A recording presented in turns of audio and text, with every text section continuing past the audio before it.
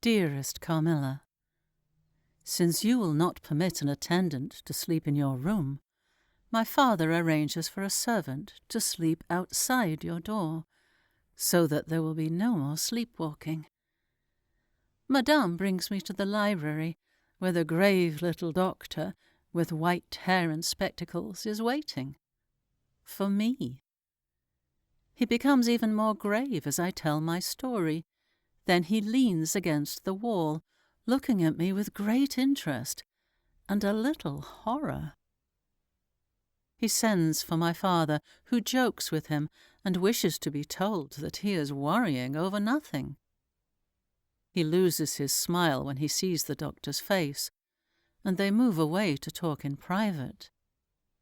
They call to me and ask me to show them the place where I felt the needle pricks. I open the neck of my dress. My father turns pale. What is it? Nothing, he tells me, merely a blue spot about the size of a fingertip.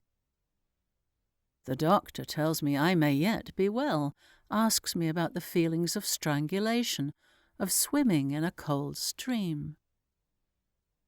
Then they call Madame and instruct her never to allow me to be alone. She tells me later that she assumes they fear a seizure on my part, which might prove fatal if no one is by to help me. My interpretation is less dramatic. I assume she is there to prevent my taking too much exercise, or eating unripe fruit, or doing any of the 50 foolish things to which young people are supposed to be prone. How you will laugh when I tell you. Papa sees him out, walks him to his horse. He tells him that there is another patient, a guest. He means you, my darling Carmilla, but you are still abed. The doctor will return for supper and meet you then.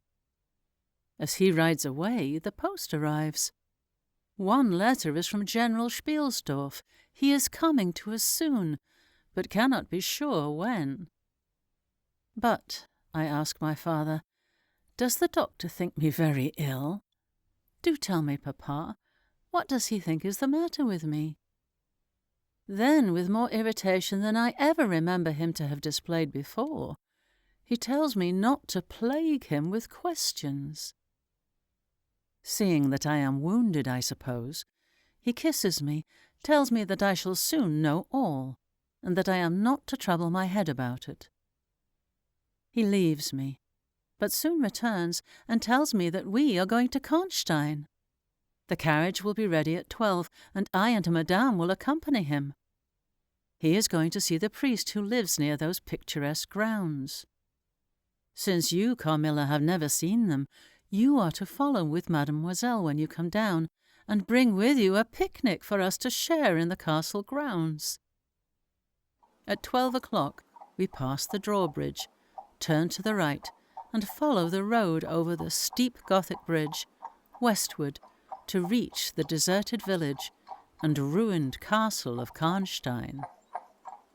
No sylvan drive can be prettier. The ground breaks into gentle hills and hollows, all clothed with beautiful woods. Suddenly we encounter our old friend, the General, riding towards us, attended by a mounted servant. His portmanteaus are following in a hired wagon.